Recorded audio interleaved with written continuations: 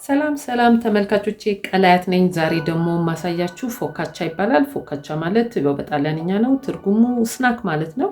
እንግዲህ ፎካቻ ለቁርስ፣ ለራት፣ ለቲ ብሬክ በማንኛውም ሰዓት በቀላሉ መስራት የምንችለው ነገር ነው። ስፔሻሊ ደግሞ ለልጆች ለቁርስ ይሆናል። ትምህርት ቤት ለስናክ ብታስይዟቸው በየቀኑ እየሰራችሁ ብታስይዟቸው የማይሰለችና ሄልዚ ቴስቲ የሆነ ምግብ ነው ማለት ነው። እንግዲህ የሚያስፈልጓቸው ግብአቶች ፎርኖ ዱቄት፣ ጨው፣ እርሾ፣ ቤኪንግ ፓውደር፣ ዘይት፣ ነጭ ሽንኩርት የተቁላላ፣ ሮዝመሪ እና ቀይ ሽንኩርት ፍሪጅ ውስጥ በውሃ እናደርግና በረዶ ቤት እናደርገዋለን። ለ30 ደቂቃ ይቀዘቅዛል ማለት ነው። ይህ የምናደርገው ምንድነው? ሽንኩርቱ ሲርስ እዛ ላይ ኦቨን ውስጥ ሲገባ እንዳይቃጠል በቀላሉ እዛው ሶፍት ሆኖ እንዲበስል ይረዳዋል ማለት ነው። እንግዲህ በቀጣይ ወደ አሰራሩ እንሂድ። እሺ ተመልካቾቼ፣ እኔ እንግዲህ ቀደም ብዬ ሊጡን አብኩቸዋለሁ። ኩፍ ብሏል። ያው ዘይት በደንብ ይኖረዋል። አስተጣጠፉን ላሳያችሁ። አሁን ሊጡ ኩፍ ሲል ከግራ ወደ ቀኝ፣ ከቀኝ ወደ ግራ 3 ጊዜ፣ በሶስተኛው ያው ፓትራው ላይ ይሆናል ማለት ነው። አስተጣጠፉን አይታችሁታል። እንደዚህ መልሼዋለሁ። እኔ አሁን እንግዲህ ይሄ 3ኛው ነው። ቀጥሎ ምንድነው ፓትራው ላይ ነው ማደርገው ማለት ነው። እሺ ተመልካቾቼ፣ አሁን ምን እናደርጋለን? ፓትራውን ዘይት እንቀባለን።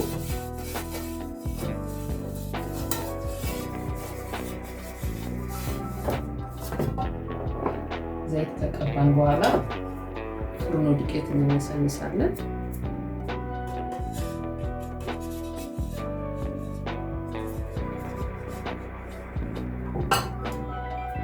ከዛ በኋላ ያው ሊጡን ላይ እናደርጋለን ማለት ነው። እንግዲህ የሊጡ አቦካክ ቀጠን ብሎ ነው የሚሆነው። አይወፍርም፣ ደረቅ አይሆንም። ፎካቻ ሊጡ ለስለስ ያለ ነው የሚሆነው። ዘይት እኔ በደንብ አድርጌያለሁ።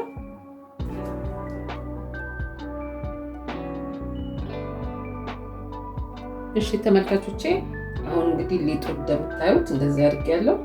መጀመሪያ ዘይት ስፕሪንክል እናደርጋለን። እንዳልኳችሁ ፎካቻ በጣም ለስላሳ መሆን ያለበት። ዘይት ካረኩ በኋላ የተዘፈዘፈውን ሽንኩርት ከላይ ነሰንሳለሁ።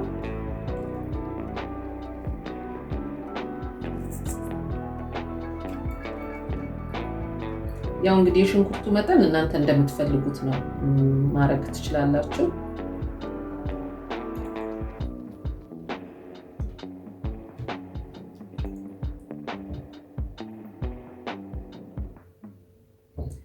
ሪንግ አርጌ ነው የቆረጥኩት በክብ በክቡ። ይሄ እንግዲህ አሁን ነጭ ሽንኩርት ነው። እኔ ለቴስቱ ነው ይሄንን ሚክስ ያደረኩት። እናንተ ከፈለጋችሁ ደግሞ ነጭ ሽንኩርት ብቻ ቀይ ሽንኩርት ሳታረጉ በነጭ ሽንኩርት መስራት ትችላላችሁ። ነጭ ሽንኩርቱን አፍላልታችሁ ማለት ነው። ከዛ በመጨረሻም ሮዝመሪውን እናደርጋለን። ፍሬሽ ሮዝመሪ ነው።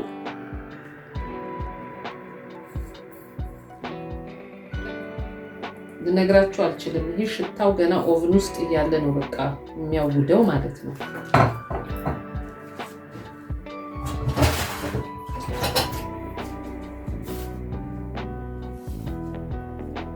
አሁን እንግዲህ ፋይናሉ አልቋል። መጨረሻ ላይ ያው ጨው፣ እኔ ሁሌ እንደምነግራችሁ መጠኑን ያው ከልምድ ስላለኝ ነው፣ አላበዛም። ከላይ ትንሽ ጨው ስፕሪንክል እናደርጋለን። አሁን እንግዲህ ለ12 ደቂቃ በጣም በጋለ ኦቭኑ በጣም መጋል አለበት። በ360 ዲግሪ ፋራናይት ይግላል። ከጋለ በኋላ ለ10 ደቂቃ ገብቶ ይወጣል ማለት ነው። እንግዲህ ተመልካቾቼ፣ ቅድም ይቅርታ የነገርኳችሁ ሰዓት 15 ደቂቃ ከላይም ከታችም እኩል ይበስልና በ15ኛው ደቂቃ የታችኛው ይጠፋል፣ ከላይ ይቀጥላል ማለት ነው። እንግዲህ እንደ ስቶቭ ልዩነት ነው አለው። የኔን ስቶቭ እንደዛ ነው የሚያደርገው። ይህንን መስሎ ወጥቷል። እንግዲህ እስቲ እንየው።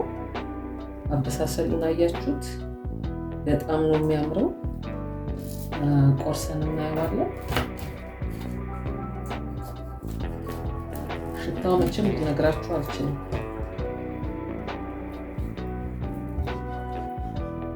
ከኪችኑ አልፎ ቤቱን ያወደው።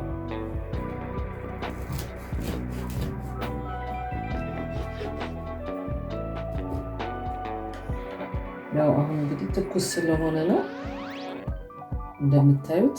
ስቆርሰው አያችሁት እንዴት ፐፊ እንደሆነ ውስጡ በጣም ነፍቷል። አያችሁት በጣም ነፍቷል ውስጡ ማለት ነው። አያችሁት እንዴት እንደነፋ። በጣም ላይት ነው። በጣም የሚጣፍጠው። ዋው! ስፔሻሊ ጨውን ከላይ ስለነሰነስኩበት ያው ፎካቻ ዋናው የፎካቻ ሚስጥር ምንድነው? ጨው ነው። ጨው ሲቦካ ትንሽ ሞቅ ማለት አለበት፣ በጣም አይደለም። ግን ከላይ ደግሞ ስንነሰንሰው በጣም ነው የሚጣፍጠው። እንግዲህ ሁላችሁም የሞከራችሁ አስተያየታችሁን ፕሊዝ ሰብስክራይብ አድርጉ፣ ሼር አድርጉኝ፣ ላይክ አድርጉኝ። በጣም ነው የሚጣፍጠው። ይህንን ለቲ ብሬክ በማንኛውም ሰዓት መጠቀም የምትችሉት ነው። እኔ እየበላሁ ነው። እንግዲህ ሰርታችሁ ቅመሱ። በሚቀጥለው እስከምንገናኝ ቻው ቻው።